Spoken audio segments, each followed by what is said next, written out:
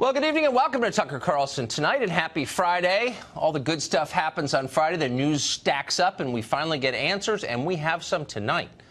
After a year of research and interviews, the House Intelligence Committee has finally completed its investigation into that Russian meddling during the 2016 election you've been hearing so much about. The final report is out. It's more than 200 pages long. Here's the headline. Investigators found no evidence of collusion or coordination of any kind between the Russian government and the Donald Trump for President campaign. None. So that's bad news for the other cable channels. They probably ought to apologize for the entire last year of their programming, but obviously don't hold your breath. But to the rest of us, there is really no surprise here because there was never any evidence of collusion. It was always a fantasy.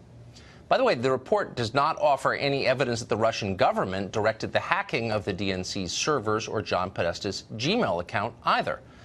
To this day, though no one ever says it, no one has ever come up with any proof that that happened, despite the fact that we're all apparently required to believe that it happened, or else we're Russian agents ourselves. But whatever. There's not a lot new about the Trump campaign in this report, but there is quite a bit about how Washington actually works. Consider former Director of National Intelligence Jim Clapper. For years, Clapper was one of the most powerful intelligence chiefs in the world. Now he's a cable news shouter and a political activist. He's also a prolific liar. According to today's reports, in sworn testimony to Congress under oath, Clapper claimed that he never discussed the Steele dossier with anyone in the press. That's untrue. The report reveals that Clapper whispered to CNN about the Steele dossier, and months later, of course, the network hired him as a contributor. He still is one. Yesterday, Jim Comey told our friend Bret Baier that Clapper encouraged him to discuss the dossier with the president. That briefing was later used by CNN and other media outlets to justify reporting on the dossier, and so on in the circular fashion we've been watching for the last year. In other words, the whole thing was a setup from the beginning. No one ever really believed the dossier was true or cared if it was true. It was always just a tool designed to hamstring an administration that permanent Washington opposed from day one. Trump was onto this, actually, from the beginning. He couldn't really explain it, but he could smell it, which is his one great talent. And he was right.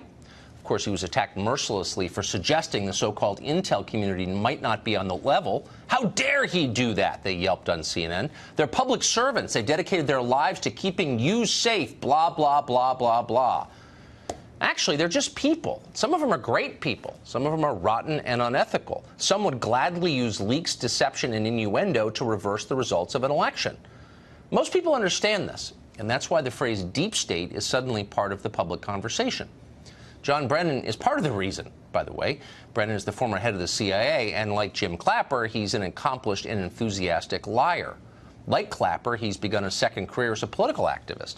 Almost immediately after today's report was released, and long before he could have actually read the report, Brennan denounced the entire thing as meaningless. He then said this on Twitter directly to the president, quote, "The special counsel's findings will be comprehensive and authoritative. Stay tuned, Mr. Trump." He added an ellipsis just to make it extra ominous, which it was. Okay, so the longtime chief of a shadowy intelligence agency is warning the democratically elected president of our country that something bad is about to happen to him, apparently because John Brennan has inside knowledge the rest of us don't. But don't let that bother you. Don't get paranoid or anything. Don't buy any of those nutty conspiracy theories about the deep state. Everything is fine. Just be sure to obey the permanent government in Washington, or else goons like John Brennan will crush you. Terry Turchi is former Deputy Assistant Director of the FBI's Counterterrorism Division. Molly Hemingway is a senior editor at The Federalist, and they both join us at the top of the show tonight. First to you, Molly. What do you make of this? You read the report. What's the takeaway? Well, it is interesting. They found that after a year of rigorous investigation, there's no actual evidence of treasonous collusion between Trump and the Russian government. That's probably not very surprising. What they did show was that there's quite a lot of collusion at the highest levels of government to cook up and propagate a narrative of Russian collusion. We'd already learned from this committee about the FISA abuse at DOJ, where they used a research document bought and paid for secretly by Hillary Clinton and the Democratic National Committee to secure a wiretap on a Trump campaign affiliate. And then you picked up on this other thing that is interesting. James Clapper gave contradictory testimony under oath about what he was leaking to CNN. And that is interesting. The whole thing that got everything going was this briefing of President-elect Trump, supposedly about the dossier. We later learned it was only about one salacious part of the dossier. Right. And this was highly placed. This was well sourced. Obviously, it looks like it went to Clapper or someone close to him. And learning that this was all done, that Comey was asked to brief President-elect Trump on this dossier, and that this was done because CNN needed a news hook in order to justify writing about a dossier. That is a very interesting detail to learn, and should put a lot of the coverage that we've seen for the last 15 months in an entirely new light. Well, I mean, Terry, you spent a lot of your life working for the federal government, a law enforcement agency that has intelligence components to it. The credibility of the agency is, I'm sure, important to you. It's important to me as an American citizen. None of this seems to help. I mean, if there's no collusion at the bottom of all of this, then all of this is starting to look very political, and that's bad for the way citizens feel about their government, isn't it?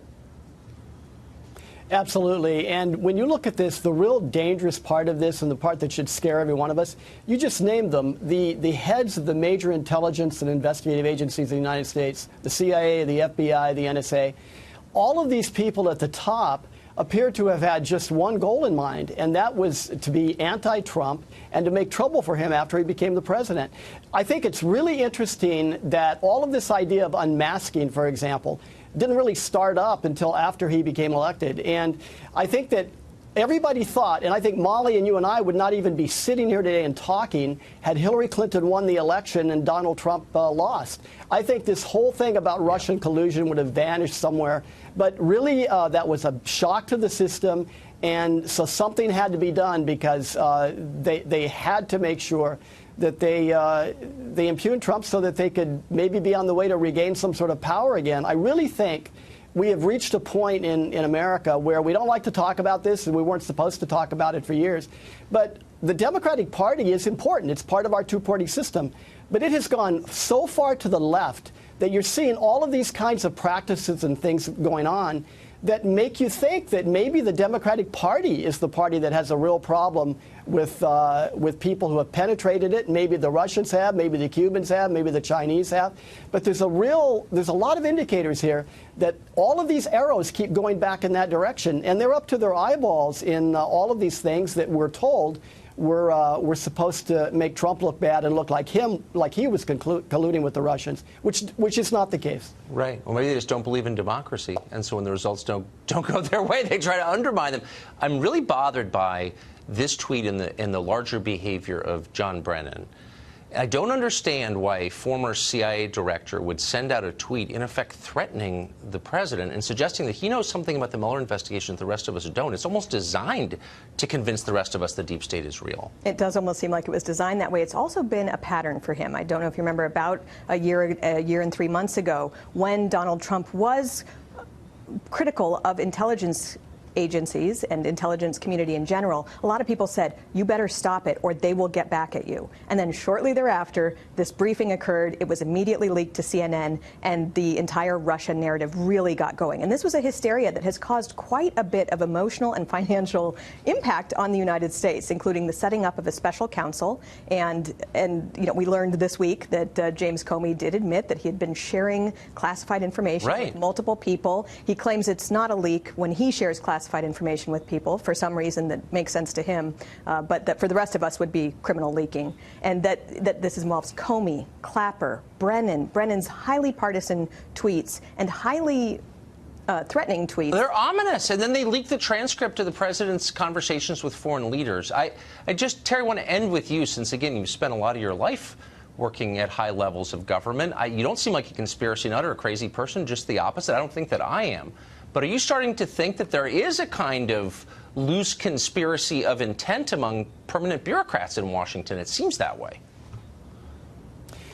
I think there is, and I think that, unfortunately, a lot of the dogma and the ideology, Tucker, of the 1960s, where we were dealing with revolutionaries out in the street, I think a lot of that has now found its way inside government all these years later. And I know people are going to say, oh, wow, there's an old communist chaser.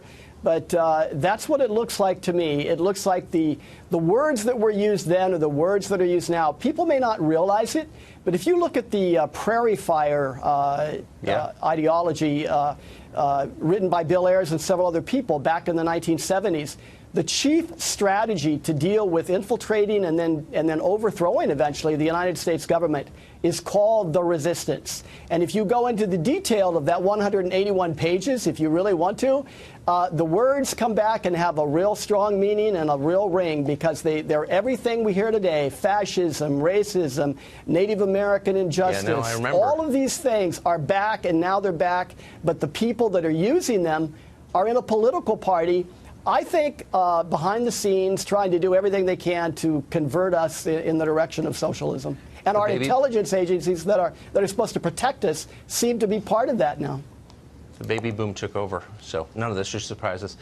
Terry, Molly, thank you both very much.